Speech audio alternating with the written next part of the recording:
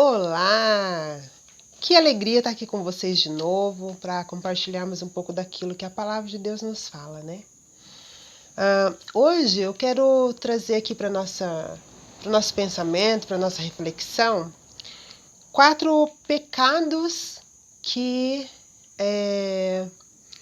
muitas pessoas estão presas e por isso não conseguem fluir no poder do Espírito Santo, não conseguem crescer espiritualmente, se sentem travados, sentem como se suas orações não fossem ouvidas, como se os seus planos, os seus sonhos, os projetos não deem certo, não vão para frente. E talvez nem saibam disso. Mas eu quero trazer esse estudo aqui para este momento com a intenção de que você depois cresça muito. Com a intenção que isso seja para você e para mim um divisor de águas, um recomeço, algo realmente assim novo, realmente assim de Deus para a sua vida. E para isso, eu quero ler com vocês o livro de Gálatas, né? Uma carta aos Gálatas, capítulo 5, a partir do versículo 19. Diz assim: Ora, as obras da carne são manifestas: imoralidade sexual, impureza e libertinagem, idolatrias e feitiçarias, ódio, discórdia, ciúmes, ira, egoísmo, dissensões, facções e inveja, embriaguez, orgias e tudo quanto se pareça com essas perversidades, contra as quais vos advirto, como já os prevenia antes, os que praticam tais obras não herdarão o reino de Deus. Como é importante, né, a gente conhecer a palavra e ser guiado por ela, né? A palavra de Deus diz assim que aquele que tem o Espírito que também ande segundo ele, né? Então nós conhecemos a palavra, somos salvos pela graça, pela fé em Jesus Cristo. Mas se nós não andarmos segundo o Espírito, não andarmos no Espírito Santo, a nossa vida vai ser infrutífera. E o que Deus quer de nós, o que Ele espera de nós é que a gente dê muitos frutos. Por isso eu quero falar com vocês, né, como eu já disse, sobre 4 pecados da carne com os quais nós lutamos e muitas vezes nos sentimos vencidos. Os quais nós devemos vencê-los, né, antes que Deus consiga fluir através de nós, né? Isso não tem a ver com a salvação, tá bom? Quero dizer assim, a salvação, sim, é pela graça em Jesus Cristo. Mas não é só isso. Deus tem, além disso, mais para nós. O Senhor espera que nós fluamos, que nós sejamos como rios de água viva, que aqueles que têm sede possam vir até nós e saciar a sua sede. Olha que legal, né? Então, assim, 4 pecados, né? Eu falei, né? Então, a gente tem o pecado do ódio, o pecado do medo, o pecado da inferioridade e o pecado da culpa. O pecado do ódio fala que, a palavra de Deus fala em Mateus 6, 14 e 15, que se nós não perdoarmos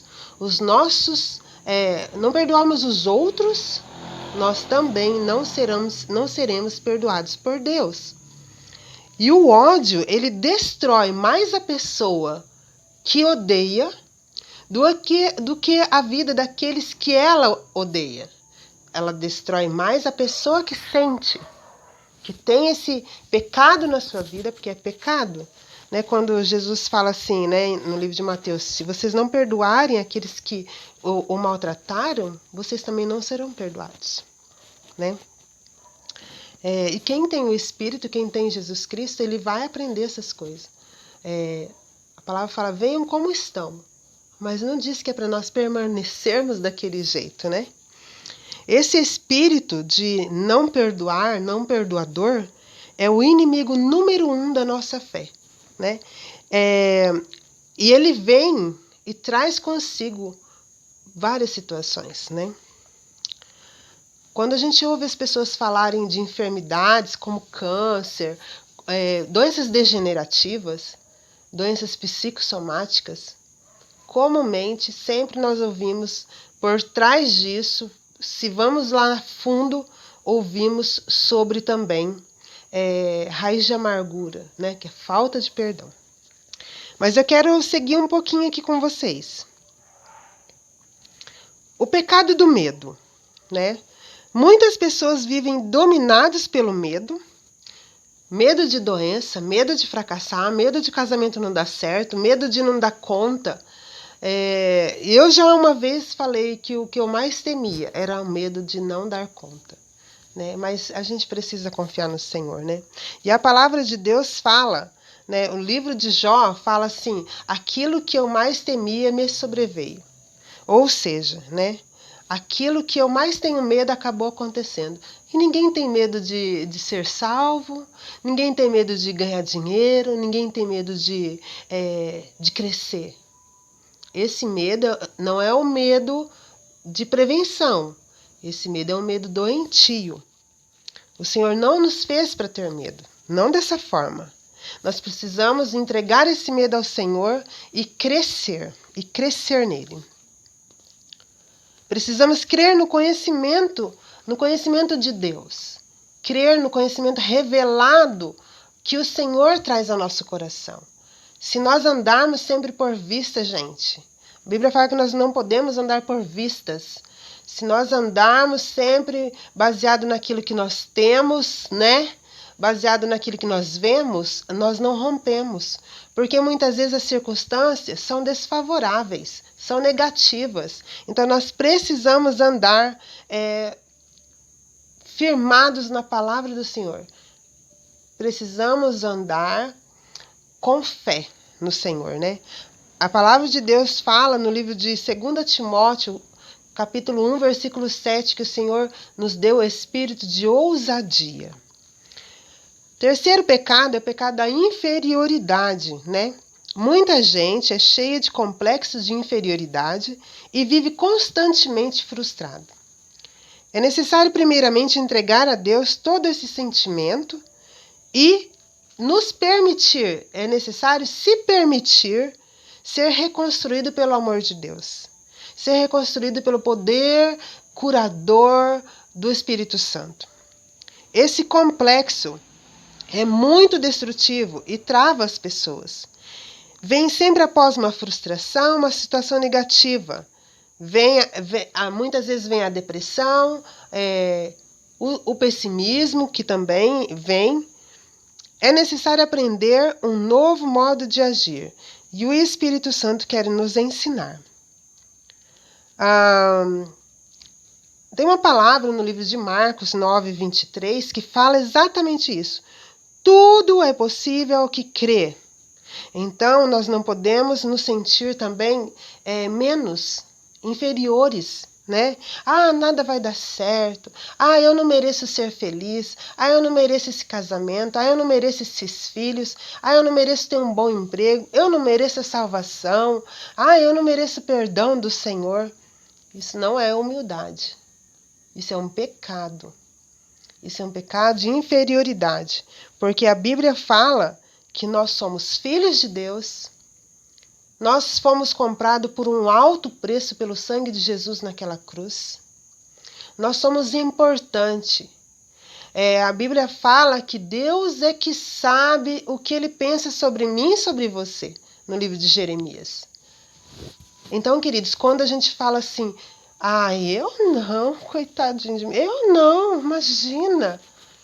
Olha, quando Deus nos criou, quando Deus nos salvou, quando Jesus se entregou naquela cruz para nos salvar, para nos justificar perante o Pai, foi algo grandioso. Nós não temos o direito de falar que aquilo foi pouco. Eu sou uma reles pequenina. Não, queridos. Você é filha de Deus Altíssimo. Você é filho do Deus Altíssimo. Você é um sacerdote do reino. Você é um embaixador do reino de Deus. E você deve carregar com você o estandarte, a bandeira do Senhor, né? Eu gosto dessa questão do estandarte, porque assim, quando eu gosto muito de assistir aqueles filmes, né, medievais, filmes antigos, filmes de guerra, e eles usam uma bandeira. A bandeira que eles representam, a bandeira que eles defendem. E eles fazem qualquer coisa por essa bandeira, por esse povo, por aquele objetivo ao qual eles estão lutando. Então, nós, como embaixadores do reino de Deus, nós temos também que ter esse mesmo amor, essa mesma responsabilidade, compromisso com essa bandeira, que é a palavra de Deus, que é a salvação, que é o nosso Senhor Jesus Cristo. Nós somos aquilo que a palavra de Deus diz a nosso respeito. Nós somos aquilo que o Senhor diz a nosso respeito. Nada mais. Amém? E a gente tem também o pecado da culpa. Desses 4, ele é o último. Lógico que eu estou aqui fazendo com vocês alguns minutos de algo que nós poderíamos demorar horas para conversar, certo? Muitos são os que sofrem desse sentimento de culpa. Enquanto a pessoa estiver presa por esse sentimento, Deus não vai fluir através dela. Deus quer nos ajudar, Deus quer ajudar essa pessoa, se assim ela se permitir. Essa questão da culpa, de não se perdoar, né? De achar que não é merecedor, porque o meu pecado é muito grande, a minha falha é muito grande, e eu sou culpada mesmo. Queridos, o Senhor nos perdoa de qualquer coisa. A palavra de Deus diz que o perdão do Senhor apaga multidões de pecado. E eu já ouvi histórias, de pessoas que tinham enfermidades e que só foram curadas de enfermidades assim, câncer, doença nos ossos, doenças mentais, quando se perdoaram. Quando liberaram perdão. Muitas doenças não são curadas porque as pessoas carregam dentro de si esse pecado, o pecado da culpa. Não conseguem confessar, porque a palavra de Deus diz no livro de Tiago, confessai uns aos outros os vossos pecados para que sejam curados.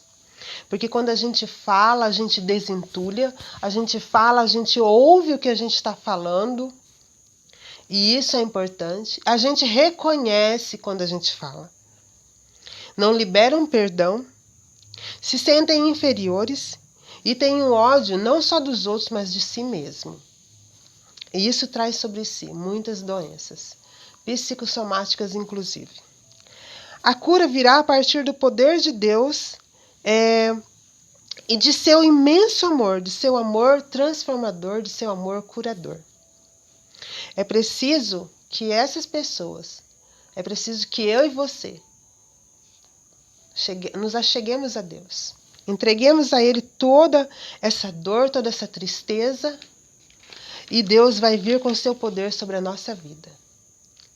Então aqui nós conversamos um pouquinho sobre 4 tipos de pecado, que inclusive estão incluídos nessa lista aqui de Gálatas 5. E a palavra diz que o Senhor pode fazer grandes coisas por nós, né? A palavra de Deus diz assim que o fruto do Espírito, e eu quero concluir falando sobre o fruto do Espírito. O fruto do Espírito. Interessante, vou chamar a atenção tua e minha para isso, quando fala no versículo 19, ele fala, ora, as obras da carne são manifestas. Está no plural. São muitas, porque ele descreve uma lista e diz assim que coisas parecidas com essas perversidades. Mas quando fala sobre o fruto do Espírito, ele usa o fruto do Espírito. Entretanto, o fruto do Espírito. Todas as versões que eu já li da palavra de Deus, da Bíblia, elas usam isso, o fruto do Espírito, porque é um. Ele é amor, alegria, paz, paciência, benignidade, bondade, fidelidade, mansidão e domínio próprio. Contra essas virtudes não há lei. Os que pertencem a Cristo Jesus crucificar a sua carne com suas paixões e seus desejos. Se vivemos pelo Espírito, andemos de igual modo sob a direção do Espírito. Amém? E assim eu concluo essa palavra, pedindo a Deus que você seja muito abençoado, que o Senhor derrame sobre a sua vida rios de água viva e que você seja também esse manancial de águas vivas. Meu querido, leia a tua Bíblia, leia a palavra de Deus, busque em oração, comunhão com o Senhor, confesse ao Senhor os seus temores, os seus medos, busque andar com alguém maduro na fé, que possa também te ajudar a crescer. Nós devemos sempre ter alguém para andar junto com a gente. Não existe pessoas andando sozinho. Nem mesmo Jesus andou sozinho. Ele tinha tanto seus discípulos, quanto principalmente o Espírito Santo e o próprio Deus. Então, nós não temos que andar sozinhos. Temos que ter alguém para nos ajudar, inclusive aqui na Terra. Deus abençoe grandemente a sua vida. Um abraço da sua irmã em Cristo, Silvana Carvalho.